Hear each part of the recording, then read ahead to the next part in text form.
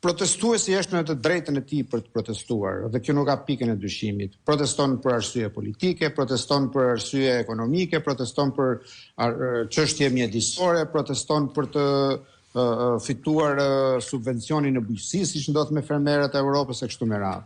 Policia nga ana tjetër është në ushtrim të detyrës së saj për të mbrojtur institucionet. Gazetarët janë aty që edhe pse thithin doza gazi apo mund bien edhe pre e dhunës për të raportuar dhe për të mbuluar detyrën e tyre.